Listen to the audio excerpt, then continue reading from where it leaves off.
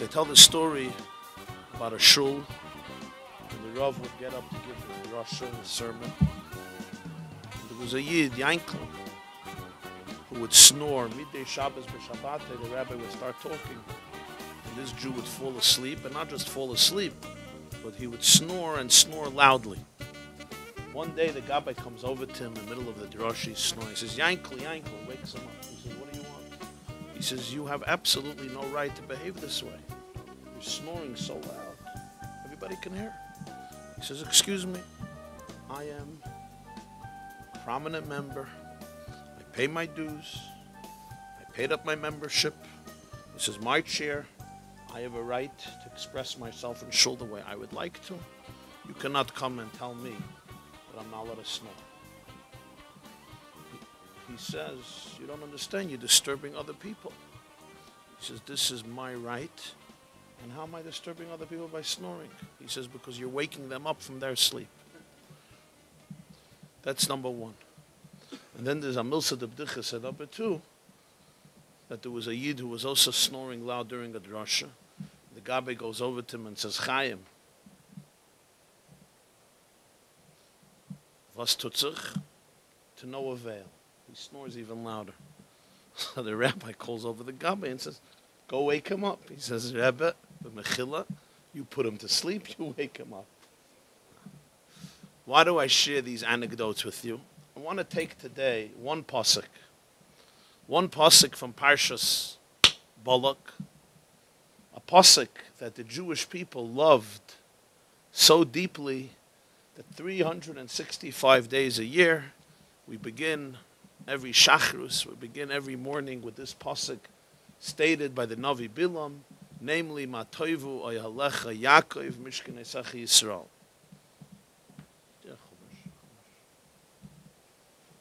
Balak.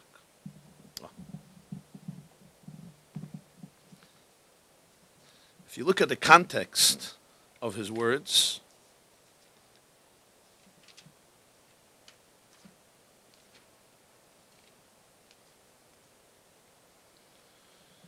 Pasuk says in Perich of Dalet Pasuk Beis, Vayisa Bilam Eseina, Vayaris Yisrael Shoichen L'Shvata, Vatihi Alav Ruach Elakim. He lifts up his eyes. He sees the Jewish people are dwelling according to their tribes. He experiences a spirit of Hashem, and he begins his prose. And what does he say? Ma toivu oyalecha Yaakov mishkanei Yisrael. How goodly are your tents, Yaakov, mishkanei Secha, your dwelling places, Yisrael. Everybody knows there's a Mishnah based on this pasuk, the second to the last Mishnah in Perik Cheskas Habatim, Baba Basra Daf Samach Avmad Aleph. So the Mishnah says Halacha L'Maisa, and I quote the Mishnah: Lo yiftach Adam lechatzer hashutfin Pesach keneged Pesach, v'chaloin keneged chaloin.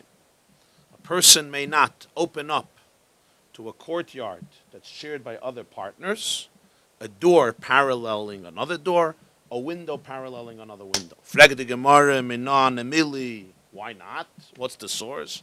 Amar Rabbi Yochanan. It's a pasuk. What's the pasuk? Vayisa Bilam Eseina, Vayaris Yisrael Shoichen L'Shvatov. Mara. What did he see? Ra she'ein pischei ahaleim mechuvanin ze lazeh. Omar ru'uyin elu shetishra aleim shchina. What he saw was that the doors of their tents were not open to each other. So the flap, the opening of each tent was removed from the other tent so they don't see into each other's tents. And this somehow overtook Bilam. It impressed him and inspired even this legendary anti-Semite to say, and he extols it and he says, Ma toivu oyalecha Yaakov mishkanei Yisrael, as Rashi also brings down in Chumash, where Rashi says, Ra pischayim she'enon mechuvanin ze mul ze. I want to touch on this pasuk in pshat, literal pshat, based on Rashi, based on the Gemara in Baba Basra Daf Samach, and then explore 4 insights into the very same pasuk and meaning of the pasuk by the earliest sages of Hasidus. The Baal Shem Tov, the Maggid of Mezrich, Reb Nachman of Breslov's Talmud Muvik and transcriber, Reb Nosson of Breslov, and a grandson of the Baal Shem Tov, Reb Baruch of Mezhebush. And try to apply it to our lives, living a few centuries later, after these Torahs were set. First, on the most basic level. The most basic level, what the Gemara is saying, the Psak and the Mishnah, what Rabbi Yochanan brings out, what Rashi says, what the Mefarshim point out is, that a man like Bilam, who did not have extra love for the Jewish people, was moved by a simple fact. And that is the component of modesty, the component of privacy. Ein pischein mechovonin zelazeh. He take a look at the tents, Oyalecha Yaakov, as the Rashbam explains there, that Mayan Yisroel had a definition of Chatzar HaShutfin, and therefore they could not have their tents open to each other, and that's what the Mishnah means about Basra, and he was deeply impressed by the fact that people, what we call today in English, minded their own business. I didn't look into your tent, you didn't look into my tent. Why was Bilam impressed? Because it is a basic human component. It's a natural human instinct I once told a story. So somebody in the crowd says, Rabbi Jacobson, without names, who was it? It's a natural tendency. I want to know, was tut sich bei der cheder, what's happening in the other person's tent. And those boundaries, healthy boundaries and borders, overwhelmed even a man like Bilam. That in all the taruvis, we spoke last time about Eruvi Chatzeris, in all the mixtures, and in all the gossip, and in all the conversations, and in all the human interests, there were certain borders people appreciated. Borders because it's borders which actually allow for better relationships when you know the boundaries. Here is where I end, here is where you begin. You have respect for me, I have respect for you. And it's something that often societies lose focus.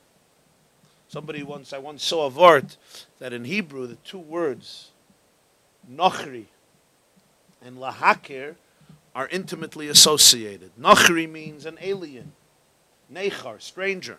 Lahakir means to recognize. Because the more you actually know somebody, the more you realize that there's a part of them that remains unknown to you. The less you know somebody, you might think you can get to know everything and you can control everything. The more you know somebody intimately, the more you appreciate that there's certain parts that actually are really none of your business. They remain off limits to you. And this is true even within one tent. Certainly, a husband and a wife, etc., family, and even children and parents. There is where we're one and there is where we're different. And when we're different and we retain that distinction, it allows us to be one when we have to be one. One of the Gedolei Yisrael once said, "Vem is nont, vem edav zayin veit, vert men veit, vem edav zayin nont." He told a chassan, you were close when you had to be distant. So when you have to be close, you become distant. Because it's the distance, it's the boundaries that allows the unity to be wholesome, not to ultimately be distracted and disturbed and destroyed by the fact that there was a violation of identity. So Bilam is extremely impressed. He's extremely moved. Perhaps, if we may add, that doesn't only mean I don't look into your tent. I don't see what's happening in your tent. I respect that privacy as you respect my privacy. It also means something psychological. And that is often people look into other people's tents to decide what should be in their tent. I go to your son's bar mitzvah, and based on that, I decide how I have to make my bar mitzvah. I see the chasana, and based on that, I have to do my chasana. I see what you have in your house, and Kolzman, I don't have exactly the same kitchen. I don't have menuchas hanefesh, I don't have menuchas haguf, I don't have day, I don't have night. I define myself and my tent based on what's happening in your tent. You know, there's a word, on loy sachmaid. Nasaris Hadibris, it says, don't crave, don't covet. So what should loy sachmaid? So the lashon there is, and the Mefarshim point out that it seems strange at first glance, because he says loy sachmaid, don't covet. Eishes reyecha, your friend's wife, va'avdoi, va'amosoi, v'shoirei, v'chamoirei. His servant, his maidservant, his bull, and his ox. So today, it would be equivalent, his BMW, his Toyota, his 3 summer homes, his private jet. That's shoirei v'chamoirei, you know, his car, his plane. V'choil hashel reyacha. And anything that belongs to your friend. So the Mefarshim say, memanavshach. If the pasuk is already saying, v'choil hashel reyacha, so what do you have to specify? It should say, Lo sachmet chayla shel reyacha. Do not covet whatever belongs to your friend. If you want to specify items, so then why conclude it with v'chayla shel reyacha? So specify more items or stop right here. But there's an inconsistency. So it's brought in Svarim. How can you person fulfill Lo sachmet? How can a person fulfill Lo sachmet? I look at the other person's home, and then I look at my own home, and I say, Rachmana litzlan. I look at the other person's dress code, I look at my own, I say, I covet. I look at this, I look at that. Lo sachmed is a natural feeling. Lo sachmed eishes reyacha avdei amasei shoyde v'chameir, but fart, he has so much more than I would like, than I, and I would love to have it. So the pasuk ends, v'choy lashel. Before you start coveting somebody else's life, first think about koila shel reyacha. Everything that your friend has. In other words, ask yourself, do you really want that other person's life? It's easy to pluck out one rose from his garden. But life is a package deal. Every person has their blessings and their challenges. Every person has their virtues and their vices. Every person has their aliyahs and their yuridis. It's easy to say, I wish I can have this aspect of this person.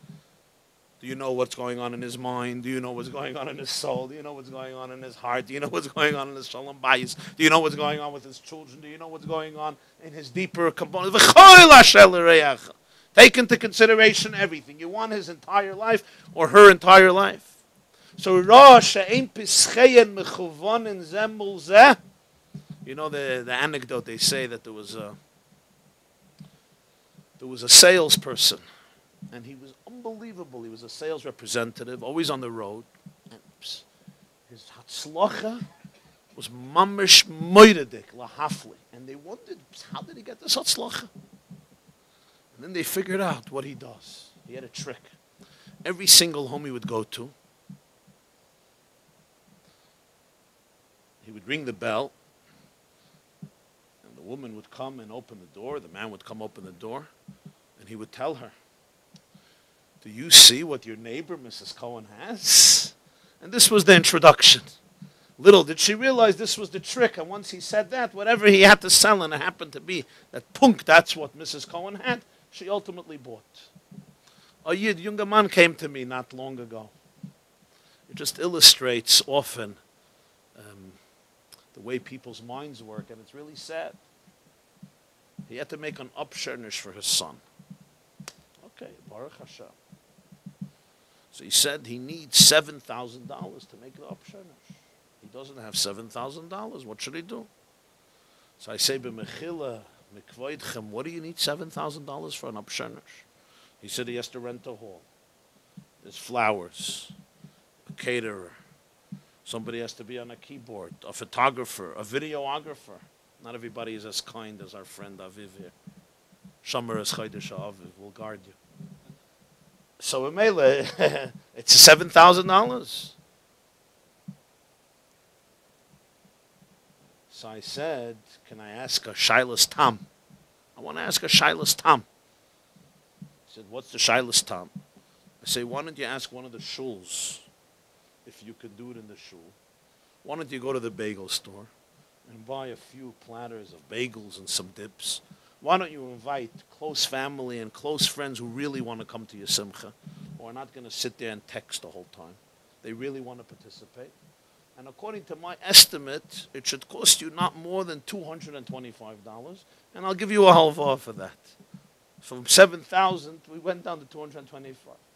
He says, no, it can't be. So I said, my bididiyavud, that to make an option. I think it was Erev Shavuos a few years ago, and that's what I did. It cost me $45 by the amount of people who showed up at Erev Shavuos. A few reps. So he says, you're not practical, because what are people going to think? Hat sich hereingelost in a chayv of thousands of dollars to be able to make an option for people who couldn't care less if they come or they don't come, but they'll be able to eat and walk out and say, that was a meal. So Rosh Ein Pischein Mechovon and Zemel is an attitude. And that is lots of stress would be eliminated from people's lives if they would not define their status, their identity, their priorities based on peeking into somebody else's tent, and based on that, my tent has to be defined. This is, I think, all still pretty consistent with Pshutei Shel Mikra. Now, let's jump many generations and see how some of the great sages of Chassidus interpret this pasuk and this Maimon Chazal. I'm going to begin with the interpretation of the Mezritcher Maggid. The Maggid of Mezritch was the successor of the Baal Shem Tov. Rabbi Yisroel Baal Shem Tov, the founder of Chassidus, passed away Shavuos Tov Kuf Chaf, 1760. Tov Kuf Chaf. So Tov Reish Chaf, Tov Shin Chaf was 200 years, some 250 years ago. He was succeeded by his student, for 1 year by his son Reb Tzvi, but then his son gave it over to his student, Reb Doiv Ber, from the city Mezritch in Volyn, Ukraine, known as the Maggid of Mezritch. His Torahs are compiled in a sefer called Or Torah and Maggid Varav Liyaakov, and there's a Torah on Parshas Balak. Take a look. Vayaris Yisrael shoichen l'shvata v'dorshu razal rosh pischein she'ena mechuvonim zeh keneged zeh amar ru'iyim elu shetishra le'im shchina. This is, of course, the statement of Rabbi Yochanan and Cheskes Abatim b'Babasat of Samach. Hu remes. There is also a homiletical spiritual hint. Lekama talmidei chachamim sheyoyshvim b'mesiba achas v'chol echad oimer drush al eze posuk al eze memra da'hashas. Talmidei chachamim are sitting at a mesibah. They're sitting at a gathering, at a feast, at an event, and each one says a psadrush, a vort, zog a vort. It could be on a posuk. It could be on a sugya in Shas, on Inyan in Shas, a halacha. Of course, it's Talmidei Chachamim. You know, they're not going to agree.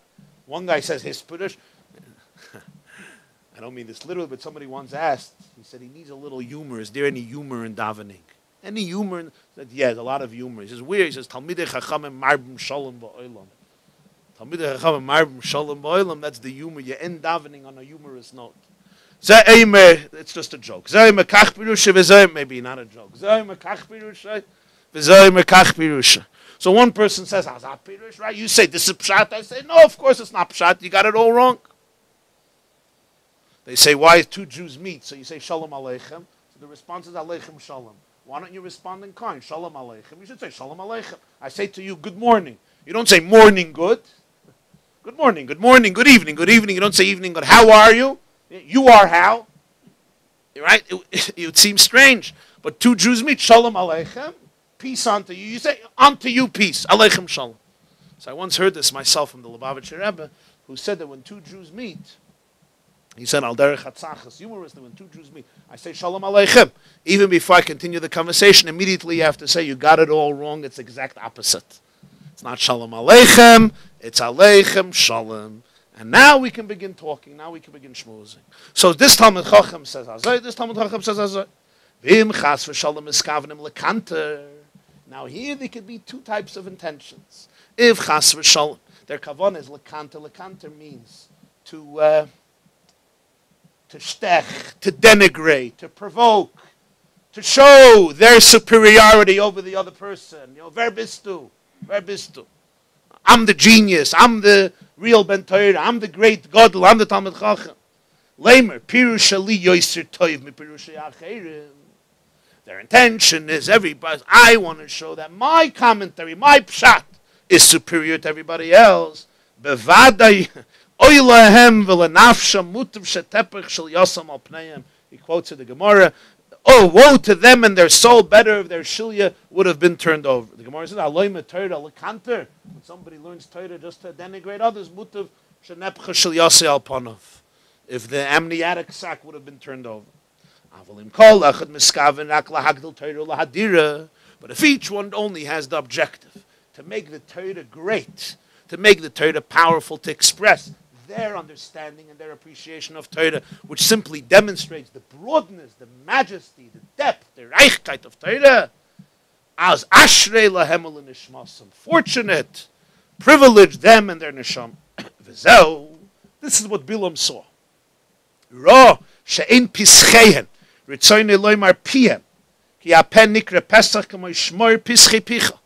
pasuk says, guard the door of your mouth.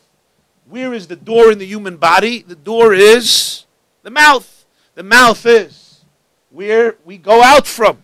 Guard the door of your mouth. Their mouths.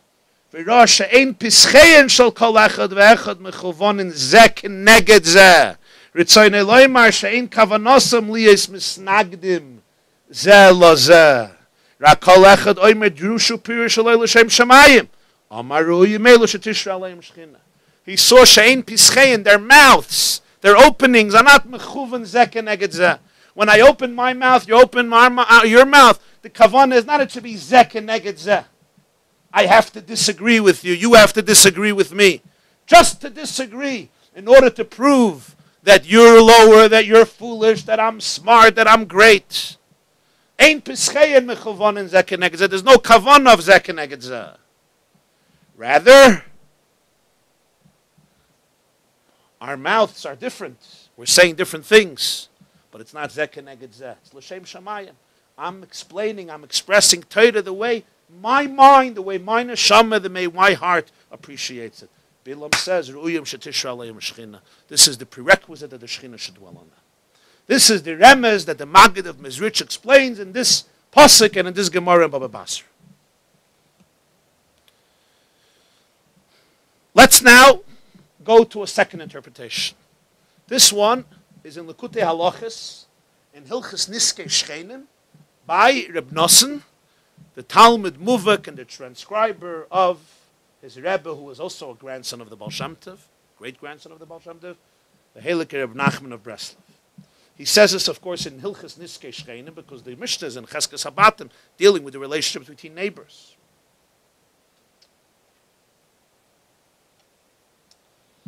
Fascinating interpretation. In the first paragraph, he talks about, in the third line, in the source number 2, the third line, he says, the sitra achera hu mimachloikes sheben Yisroel ba'atzman.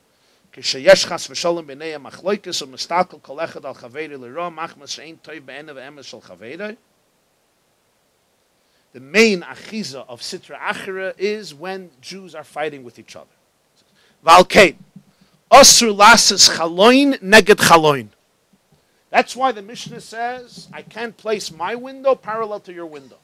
Ki achaloin shel b'chinas ha'emes shel kol echad miYisrael hu mishuna harbe me'achaloin v'ha'emes shel chaveri. The window represents the truth of every Jew. Your window, which is that place from which you see the outside and from which you see the heaven, represents your shar, your path to heaven, your truth. So he says, my window and my truth is very different than your window and your way to your path to truth. Every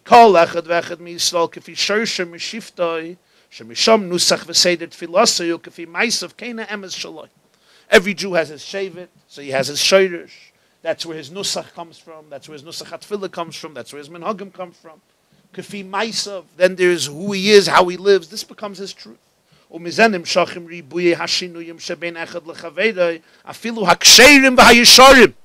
that's why there's so many differences between Jews, even Not differences that are intended to create diversity. Ksherim, kosher, yesharim, just, righteous, great people. Ki zeh mispalel barucha, v'zeh b'mehirus, zeh b'kol ram, v'zeh b'kol namuch. This one loves davening slow, and this one loves davening fast. This one shreit, and this one davens silently. V'al kein asur la'adam le'istakel b'chaverei li'ra, af al pi shenidme loy lefiya emes shaloi, shechaveri einem misnaig be'emes, ve'einem mispalel be'emes, ki mi yoideya ha'emes shal chaveri. Beautiful words. My window is not parallel to your window. I should not expect that your window to heaven should be parallel to my window. The same dimensions, the same size, the same shape, same direction, uniform. I could look straight through. No. I have my chaloin, you have my chaloin, and it's asur to make chaloin zeh keneged zeh, shoichin l'shvatov. So how does he teach it here? The appreciation of the fact that you will never be me, and I will never be you. And your path must not be my path, and my path must not be your path. And just because you don't look like me, you don't daven like me, you don't speak like me, you don't live like me, and there may be differences, does not mean that there's no emes, that it's a mitzvah to put it down, to denigrate it. What is true for you may not be true for somebody else. Of course, there are common denominators. There's one Shulchan Aruch for everybody. But Hanistoros LaHashem Elokeinu.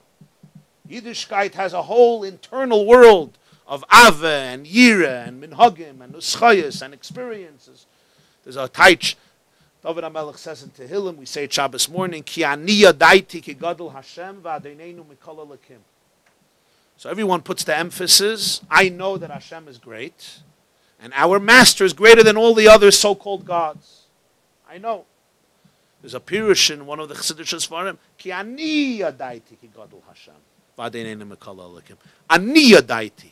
There's a way in which I know the Rebbeinu Shalom in a way that you will never know. And there's a way that you know it in which I will never know. Ki ani yadaiti. Although there are those elements where we are one and united, but there's the ani yadaiti, das from the Lashon ha'adam, yoda es chava. He knew chava, which of course doesn't mean intellectually. It means intimately, because from knowing somebody, Cain and Hevel would not be born. Yoda is Lashon his kashrus, his chabrus. The Tanya writes in Perek Gimel. It's intimacy, ani yadati. Because it's impossible. I don't have your life story. From your life story, from your gifts, from your experiences, from your challenges, from your tension, and from your inner journey, you know something about Hashem, something about truth, something about depth, something about spirituality that I could never know. Ki ani yadati.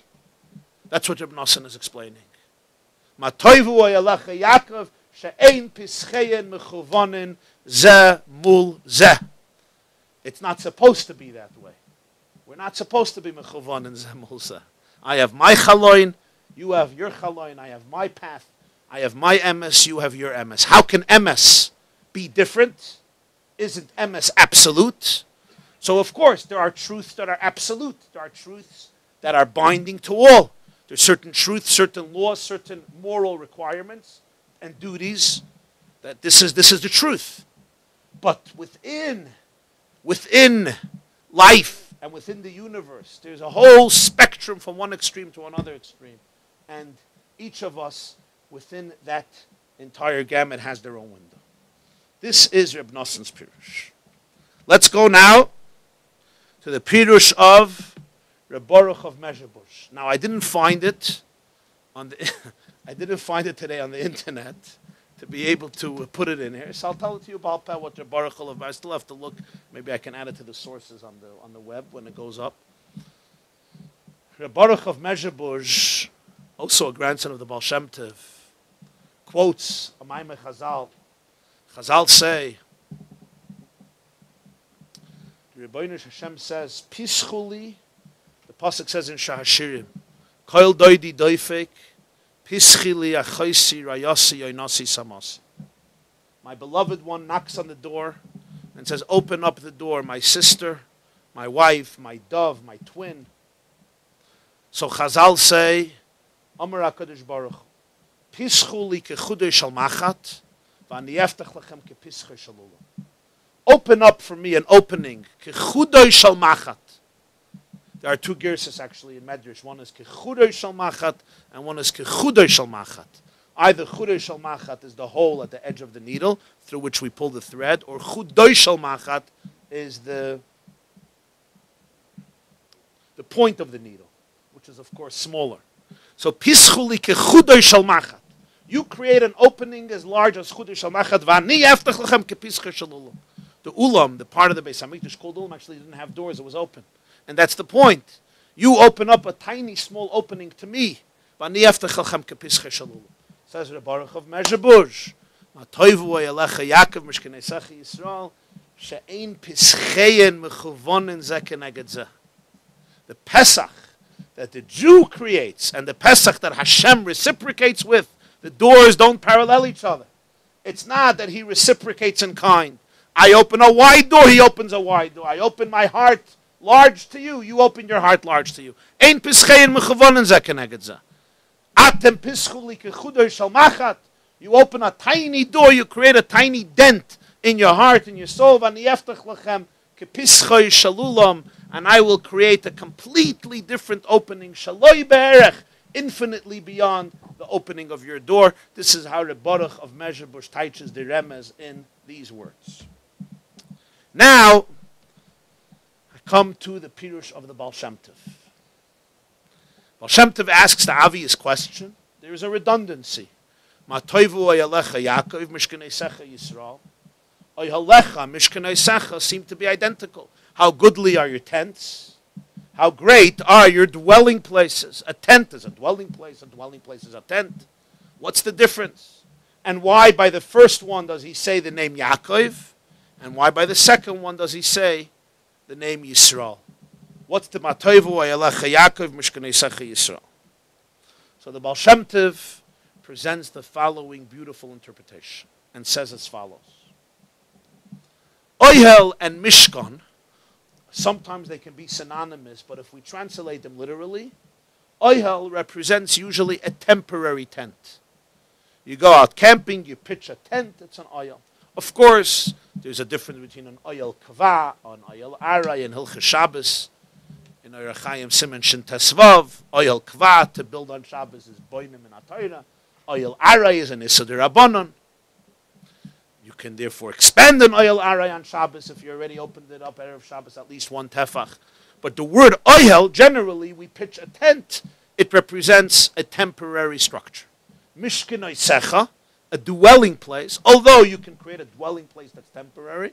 In fact, the Mishkan is called a Mishkan. But the word dwelling place means a place where you dwell. A Mishkan, v'shachanti, a place where you are.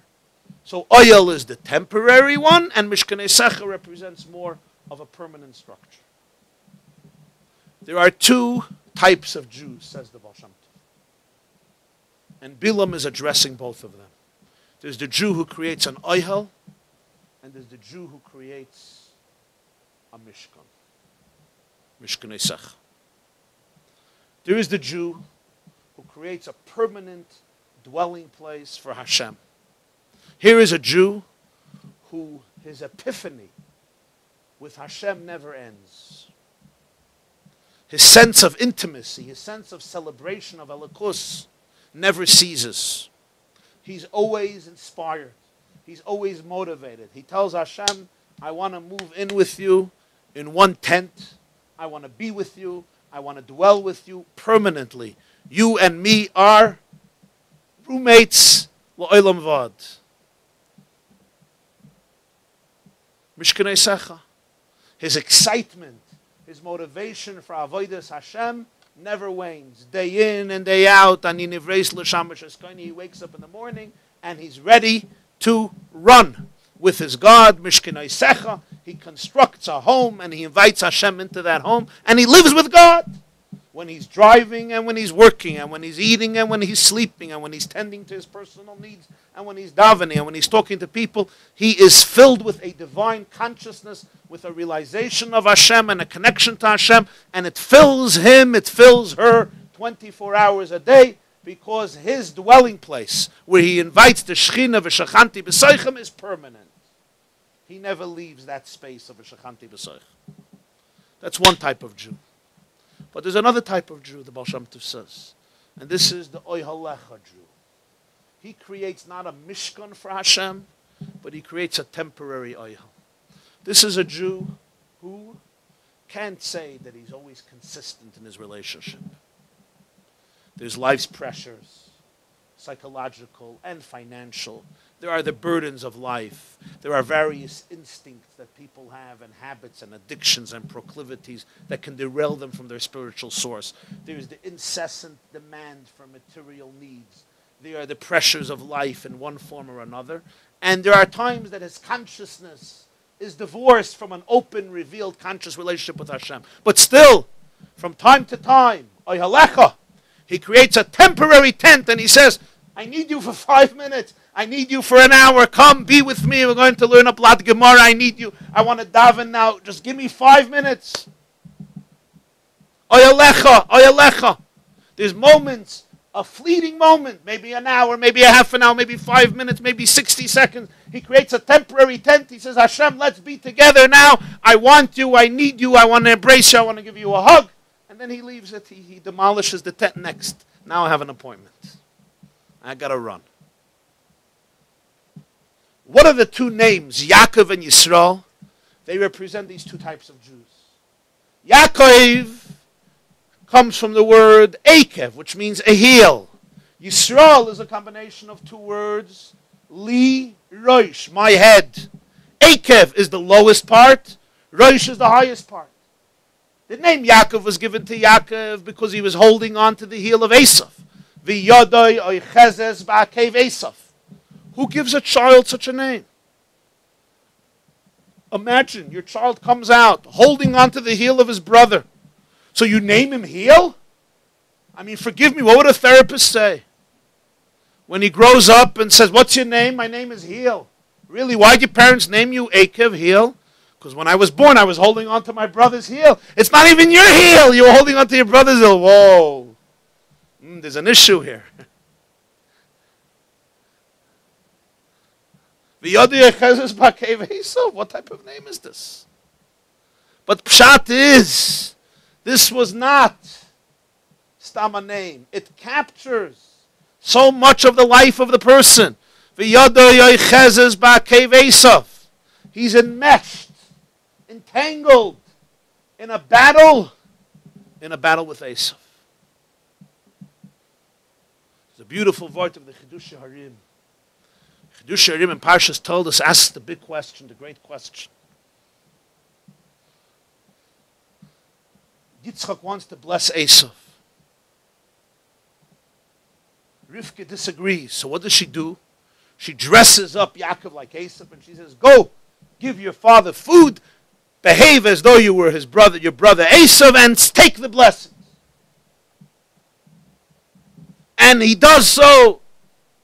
He says, my father will realize and he'll curse me. I take it on myself. And when Yitzchak finds out, who did this? I want to ask you a question. Why couldn't Rivka behave like every good Jewish wife from the beginning of time till today? Your husband makes a decision. You know he's wrong. So what do? You start dressing up people. You call him in and you say, I have to talk to you. He knows it's trouble. I have to talk to you for 3 minutes. He knows, okay, what did I do now? You know, is that coming? He becomes like a 7-year-old going to the principal's office. He has this sheepish look, you know, that sheepish look when your wife calls you, come upstairs for 2 minutes. And he goes as a, he's ready to be expelled from yeshiva. And he's thinking, what now? How do we get out of this one? And she tells him, like every good Jewish wife, she says, you're out for lunch, you're detached, you're having chaloimus shechomu acherim al acherim, you don't know what's happening. This is not the way it's going to be done. Rivka has to call in Yitzchak and say to Yitzchak, listen, you're a good, holy Jew, but you don't know your son Esav. He's a lowlife, he's a liar, he's a shakr, and he's not getting the brachas. In fact, it just happened 1 generation ago. Avram wanted Yishmael in the home. What happened? Sarah called him in and said, Gorish es ha'amazois. Lo yirash ben amazois in b'niyim Yitzchak. What did Hashem tell him? Koil asher tomer elecha Sarah shma b'koila. The 11th commandment of the Aseret HaDibros, whatever Sarah tells you, you listen. And note the words, Koil asher tomer elecha Sarah, whatever she says. Not just this. Shma b'koila. When Rachel decided that Leah has to marry Yaakov, not her. So she did what she did. Why couldn't Rivka call in Yitzchak and tell him the truth? What's pshat? Why deceive your husband this way? Okay, this is the great question, one of the great questions. The Chidushei Harim says a moide de kavart, and Parshas told us. Listen to what he says. He says Rivka was the matriarch of the Jewish people. And she knew that these brachas, these blessings, are the blessings that will define the unique destiny of the Jewish people for eternity. But Rivka knew one thing. She knew that generations from now, there will be two types of Jews. There will be Yaakovs who will be dressed like Yaakov. But she knew there will also be Yaakovs who will be dressed like Esav. They will look like Esav. They will speak like Esav. They will feel like Esav. And the question was, will they be part of this bracha? Will they be part of this covenant? She could have taken Yaakov and dressed him up like Yaakov and said, go get the bracha. But then, who would the bracha be reserved for? It would be reserved for the Yaakovs who look like Yaakov. Rivka, in her foresight, wanted to accomplish something more. And that is even the Yaakov, who on the outside, he looks like Esav. But on the inside, he or she is still Yaakov. They are also part of the bracha. And for this, Rivka had to dress up Yaakov like Esav. So who was receiving the bracha? The person who b'chitzoni is as Esav, but on the inside is Yaakov. And with this, Rivka secured that throughout all of the generations, every Jew that you meet, even the Jew who externally may look like Esav, but internally there's a flame of Yaakov there, and therefore he or she is part of that blessing, part of that Yerusha, part of that experience, part of that covenant. The Chidushei Harim says, V'yodoi oichezes ba'akev Esav. He's sometimes enmeshed and entangled with the heel of Esav. But still, it's Yaakov. In the Akev, there's still the Yud. In the Akev, although he may fall low, although she may fall low to the abyss, but in the Akev, there's still the Yud, Akev, Yaakov. So even though it's a Chezes Ba'akev Esav, this Jew, maybe from frustration, maybe from annoyance, maybe in one moment, will scream out and say, Hashem, I built a tent just for a few moments. Come in. And now I'm going to demolish the tent. Ma toivu oyalecha Yaakov. The oil is built by Yaakov. V'yodo yechezes ba'akev Esav. Reminds me of the anecdote. You have the stories of Sherlock Holmes and Dr. Watson. So Sherlock Holmes, in the stories, they go camping, and he builds a tent. They make a bonfire and they build a tent. It's a beautiful bonfire and a beautiful tent, and they're sleeping in the tent in the middle of the night. Sherlock turns to Dr. Watson in their short stories, and he says, Dr. Watson, what do you see when you look up? He says, I see the beautiful night. I see the kingdom of night. I see the formation of the stars. I see the eloquence and the majesty of the constellations. And he goes on to wax eloquently about the beauty of night and the beauty of heaven in the middle of the night.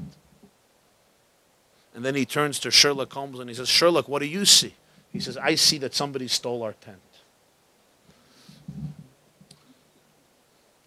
So everything has two perspectives, right? So you have the Jew, who's, as the Rambam says, Ba'avasa tishge tamid, his relationship to Hashem is infinite and romantic, incredible.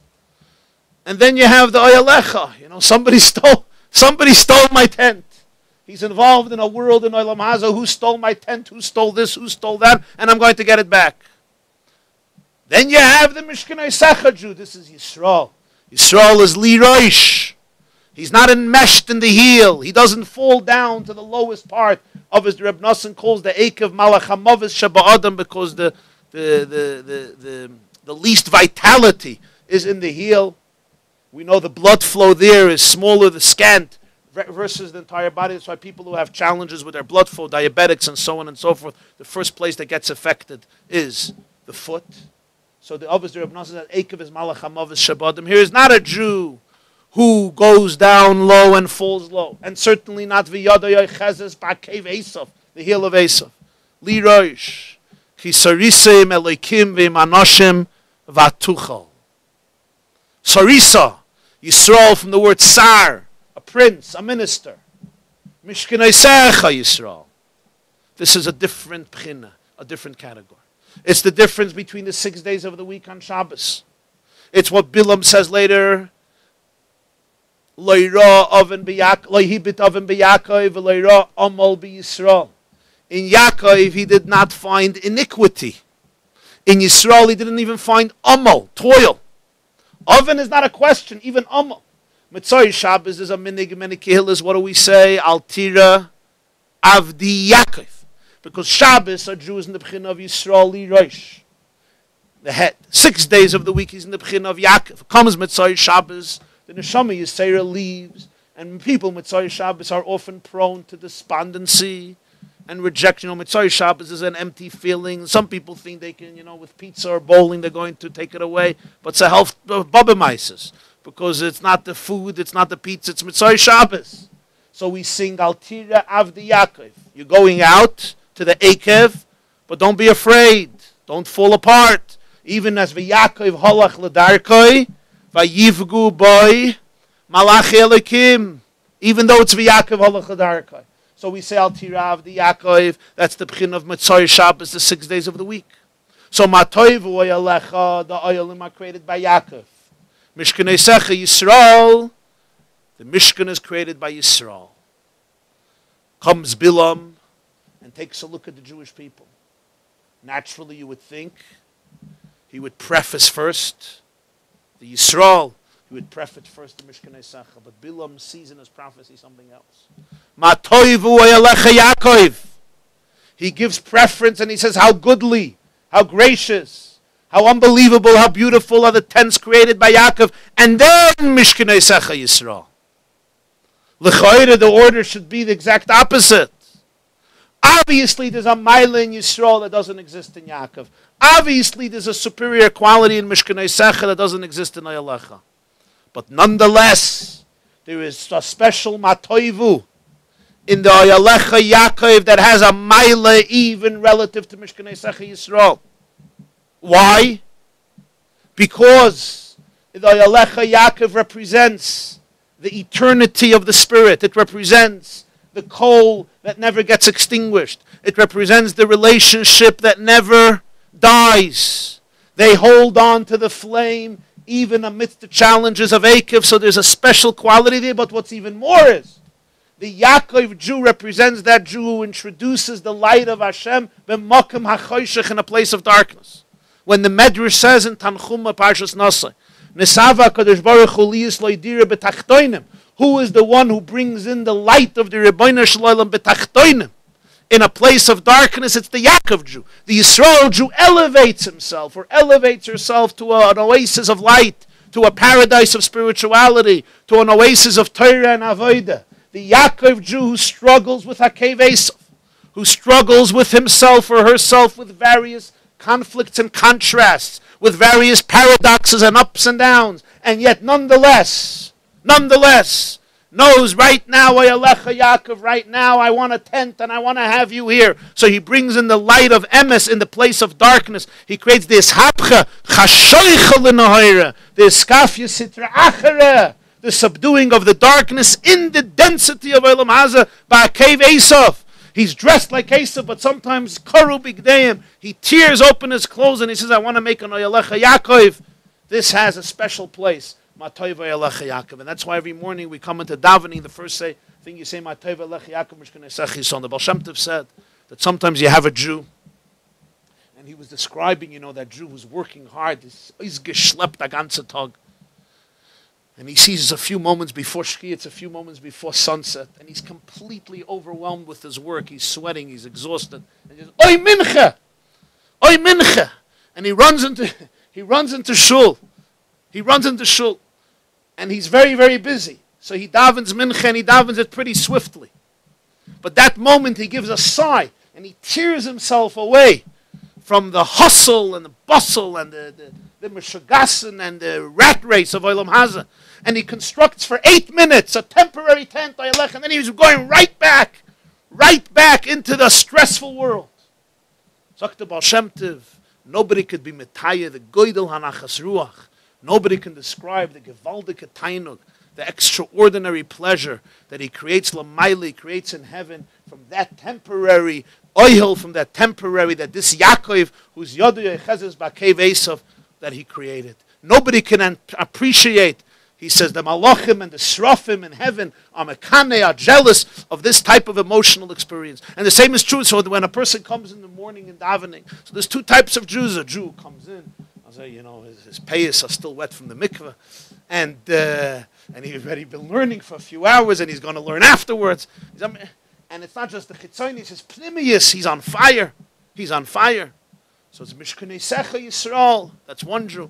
But then there's another Jew, he already had 100 emails. He already received 100 emails this morning. And most of them are not about, Pshat and Daf Yomi or a question of the Parshas HaShavua. And plus there's this headache and this appointment and that appointment. And he says, just leave me alone for a few minutes. But he looks down at himself, or she looks down at herself within all the pressure to create that corner, that oil. What is it worth? What's an oil arai worth? So we begin, no matoivu oyelecha Yaakov. How godly, how goodly are those oiholim of Yaakov. Those special moments of truth in a place of darkness. As it says, Pischuli kechuder shal machat is pshat. I'll say it in Yiddish. Der Eberste sagt, ich will nicht wie ein Chuder shal machat, ich will nicht wie 5 Minuten. Aber jene 5 Minuten sollen sein nur meine. Give me only 5 minutes. Give me only the point of a needle. Give me 5 minutes out of 24 hours. But those 5 minutes should be mine exclusively. And I think a proper metaphor is in marriage. Better to speak to your wife 5 minutes a day without looking at your iPhone in the middle of the conversation than to speak for 2.5 hours but you're answering emails b'shas ma'aseh. Give me 5 minutes. I know you're distracted, but give me 5 minutes. But those 5 minutes should be exclusively mine. And that's the Oyelecha Yaakov. There's a mashal for this that the Balatanya gives in a different context. He uses a mashal of a desert, traveling in a desert. Allow me the liberty, since we're in the 21st century, to give the same mashal, but to give a mashal from an airplane. I travel a lot. So I'm astonished from a phenomenal thing I see on airplanes. And that is mealtime on airplanes. You ever saw mealtime on airplanes?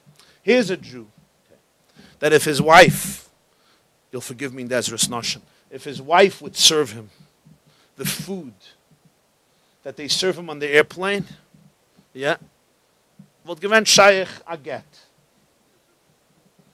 The marriage wouldn't last. Monday, Thursday, Psula Nisas, Yom Revi, Yom Chamishi, they'd be in Bezdin.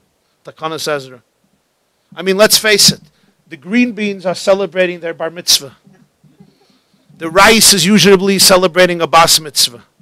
The chicken and the meat already are in a Moshev Skenim. Half of it is frozen. And I'm not going to describe the other features of the meal.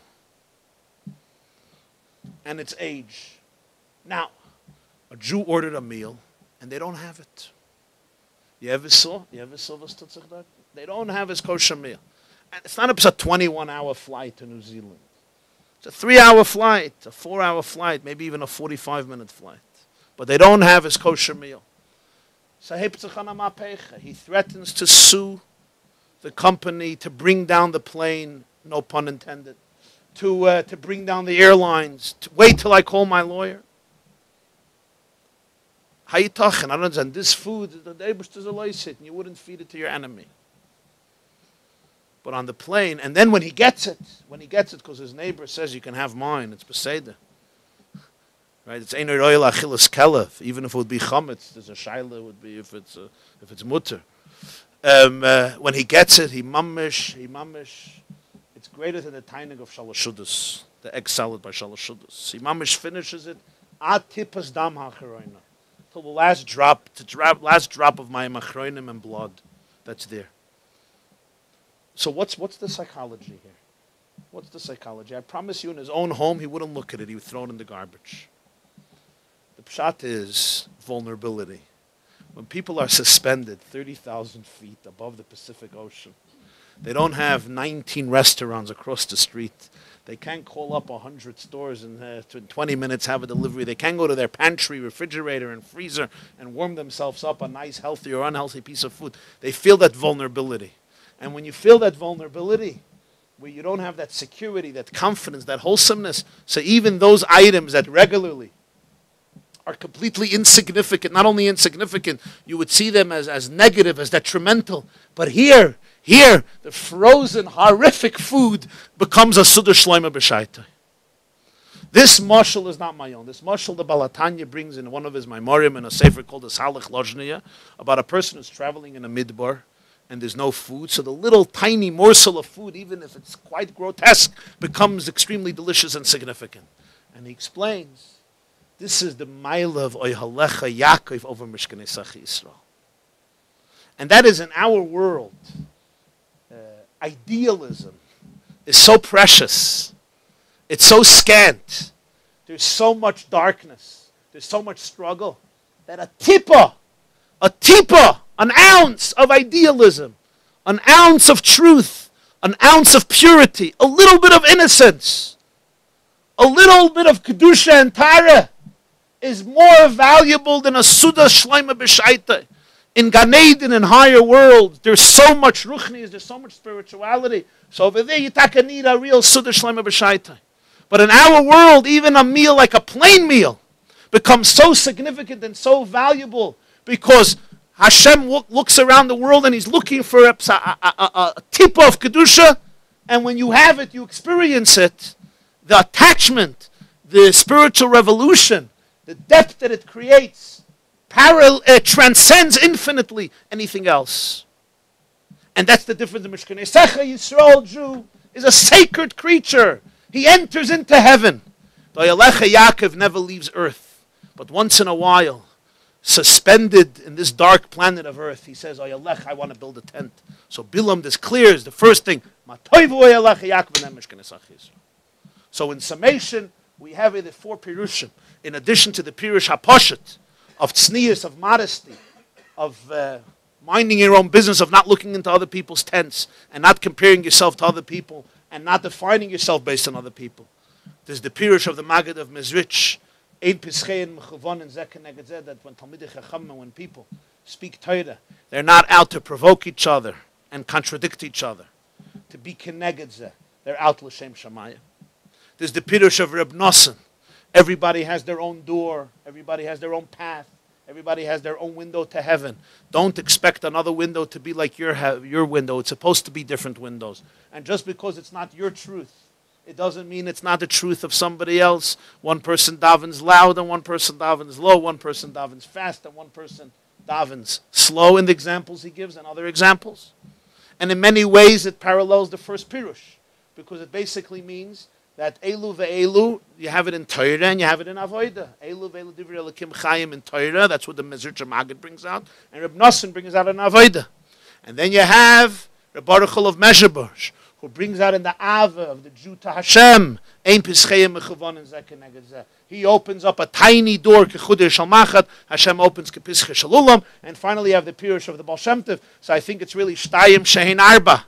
The first two and the second two go into two categories. The first two about diversity between Jews, how we have to be able to tolerate it. And the second is the relationship between Hashem. So the Baal Shem Tov says there's the Jew of Oyhalecha, there's the Jew of Mishkanei Yisrael, there's the Jew of Yaakov, there's the Jew of Yisrael. And here Bilam first and foremost celebrates that great contribution of Oyhalecha Yaakov, the Jew in the midst of all the stress, says, come Hashem, I want to spend a few moments with you, and Bilam himself could not hold back and proclaims, Ma toivu elecha Yaakov mishkanei Yisrael. A Jew stressed in work stops for 5 minutes to 10 minutes, 15 minutes to learn, to daven a mincha, to daven a maidev, and for a few moments says, I just want to connect with you. I just want a moment of purity. And Bilam says, Ma toivu elecha Yaakov mishkanei Yisrael.